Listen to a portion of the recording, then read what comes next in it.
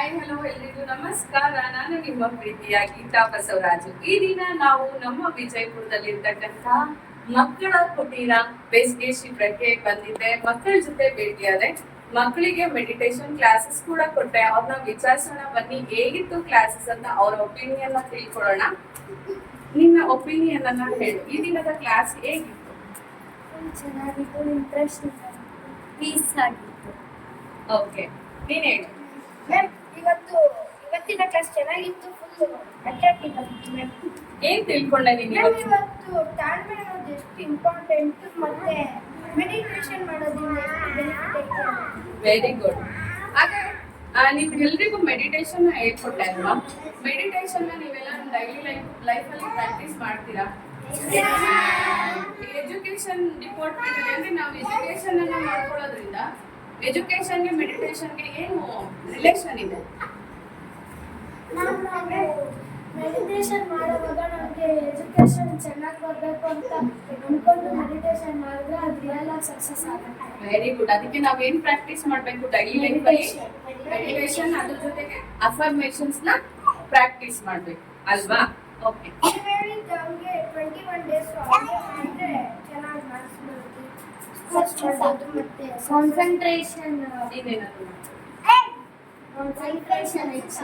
ಹೆಚ್ಚಾಗುತ್ತೆ. ಓಕೆ, ನಾವ್ ಇವತ್ತು ಬರೀ ಧ್ಯಾನದ ಕ್ಲಾಸ್ ಅಲ್ಲ, ಒಳ್ಳೆ ಒಳ್ಳೆ ಗೇಮ್ಸ್ ಅನ್ನ ಕಲ್ತ್ಕೊಂಡ್ರಿ, ನೀತಿ ಕಥೆಗಳನ್ನ ಕಲ್ತ್ಕೊಂಡ್ರಿ.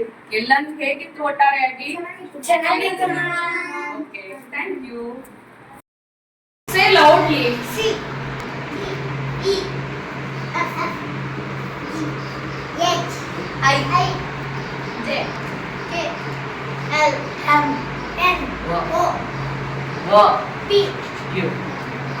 ಮೇಡಮ್, ನಿಮ್ಗೆ ಹೆಸರು ಗೊತ್ತಿರುತ್ತಲ್ಲ?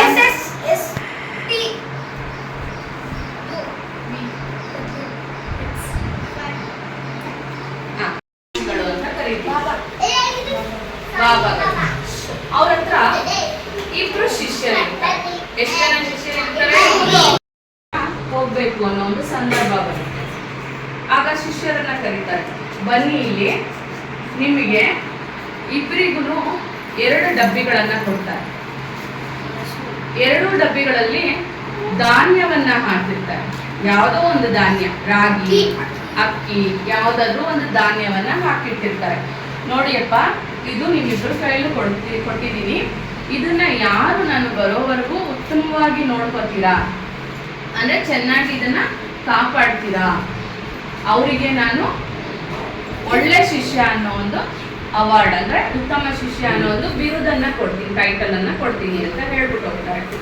ಒಬ್ಬ ಶಿಷ್ಯ ಏನ್ ಮಾಡ್ತಾನೆ, ಆ ಡಬ್ಬಿಯನ್ನ ತಗೊಂಡೋಗ್ಬಿಟ್ಟು ತನ್ನ ದೇವ್ರ ಮನೆಯಲ್ಲಿ ಇಟ್ಬಿಟ್ಟು ಪ್ರತಿನಿತ್ಯ ಅದಕ್ಕೆ ಅರ್ಶಿನ, ಕುಂಕುಮ, ಹೂವ ಇಟ್ಟು ಪೂಜೆ ಮಾಡ್ತಾ ಇರ್ತಾನೆ. ಪೂಜೆ ಮಾಡ್ತಾ ಧ್ಯಾನದ ಹೆಸರು ಆನಾಪಾನ ಸತಿ ಅಂತ. ಆನ ಅಂದ್ರೆ ಉಚ್ಛ್ವಾಸ, ಅಪಾನ ಅಂದ್ರೆ ನಿಶ್ವಾಸ, ಅಂದ್ರೆ ಇನ್ಹೇಲ್ ಮತ್ತೆ ಎಕ್ಸೇಲ್ ಅಂತ ಕರಿತೀರ. ನೀವು ಉಸಿರನ್ನ ತಗೊಳ್ತಾ ಇರ್ತಕ್ಕಂಥದ್ದು ಮತ್ತೆ ಬಿಡ್ತಾ ಇರ್ತಕ್ಕಂಥದ್ದು. ಕಣ್ಣು ಮುಚ್ಚಿ, ಯಾರು ಕಣ್ಣು ತೆಗಿಬಾರ್ದು.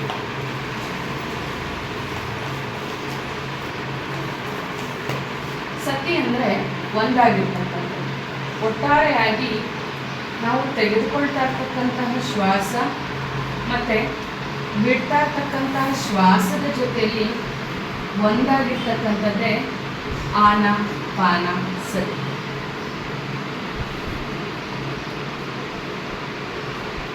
ಇದನ್ನ ಭಗವಾನ್ ಬುದ್ಧರು ನಮ್ಮೆಲ್ಲರಿಗೂ ಸುಮಾರು 5,000 ವರ್ಷಗಳ ಹಿಂದೆ ಪರಿಚಯ ಮಾಡಿಕೊಟ್ಟಿರ್ತಕ್ಕಂತಹ ಒಂದು ರಾಜಯೋಗ ಪ್ರಾಣಾಯಾಮ ಅಂತ ಕರೀತೀವಿ.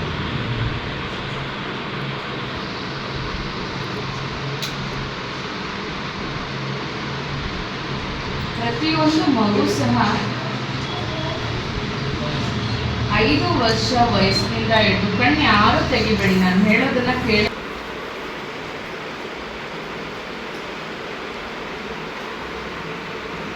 ಯಾಕಂತಂದ್ರೆ ಧ್ಯಾನವನ್ನ ಮಾಡ್ತಾ ಮಾಡ್ತಾ ನಮ್ಮ ನೆತ್ತಿಯ ಮಧ್ಯದಲ್ಲಿರ್ತಕ್ಕಂತಹ ಬ್ರಹ್ಮರಂಧ್ರ ಅನ್ನೋದು ತೆಳ್ಕೊಳ್ಳುತ್ತೆ.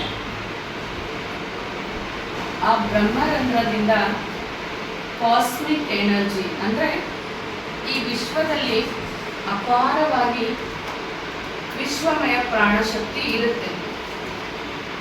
ಅದು ನಮಗೆ ಗೊತ್ತಾಗೋದಿಲ್ಲ. ಯಾವಾಗ ನಾವು ನಮ್ಮ ಉಸಿರಾಟವನ್ನು ಗಮನಿಸ್ತಾ ಇರ್ತೀವಿ, ಆಗ ಆ ಬ್ರಹ್ಮರಂಧ್ರದಿಂದ ಆ ಪ್ರಾಣಶಕ್ತಿ ನಮ್ಮ ಶರೀರದ ಎಲ್ಲ ಭಾಗಗಳಿಗೆ. ಈ ಇಬ್ರು ಶಿಷ್ಯರಿಗೆ ತುಂಬಾ ಚೆನ್ನಾಗಿ ಬೋಧನೆಯನ್ನ ಮಾಡ್ತಾ ಇರ್ತಾರೆ, ಗೊತ್ತಲ್ವಾ? ಋಷಿಗಳು ಬೋಧನೆಯನ್ನ ಮಾಡ್ತಾರೆ. ಗುರುಕುಲ, ಊಟ ಅಲ್ಲ, ಆಶ್ರಮ, ಗುರುಕುಲ. ಮರ ಕೆಳಗಡೆ ಕೂಡಿಸ್ಕೊಂಡು ಏನ್ ಮಾಡ್ತಾರೆ? ಬೋಧನೆಯನ್ನ ಮಾಡ್ತಾರೆ. ಬೋಧನೆ ಅಂದ್ರೆ ಓಂ ಒಂದೇ ಅಲ್ಲ, ಏನ್ ನಮ್ಗೆ ನಾಲೆಡ್ಜ್ ಬೇಕು ಆ ಎಲ್ಲಾ ಬೋಧನೆಗಳನ್ನ ಶಿಷ್ಯರಿಗೆ ಹೇಳ್ಕೊಡ್ತಾ ಇರ್ತಾರೆ. ಹೀಗೆ ಒಂದು ದಿನ ಇಬ್ರು ಶಿಷ್ಯರು ಸಹ ತುಂಬಾ ಉತ್ತಮರಾಗಿರ್ತಾರೆ. ನೋಡಿ, how can you feed 10 horses in 9 boxes?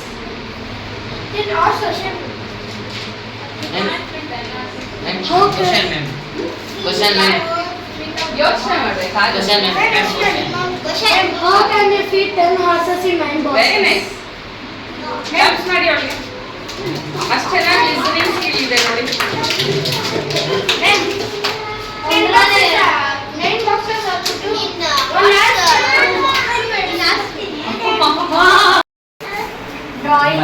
Drawing ಇಷ್ಟ ಆಗುತ್ತೆ, ಪೇಂಟಿಂಗ್, ಆಮೇಲೆ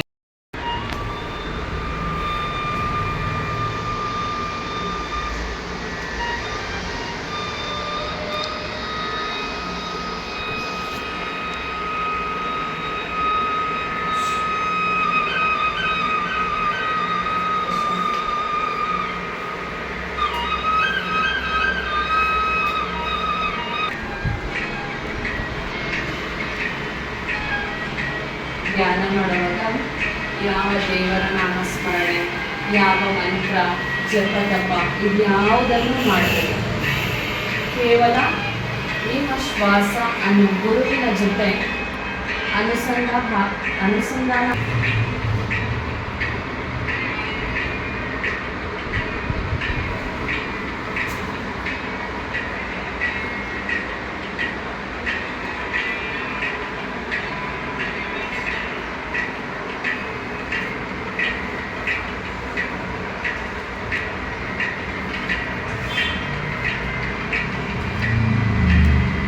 ನಮ್ಮ ಶ್ವಾಸವೇ ನಮ್ಮ ಗುರು.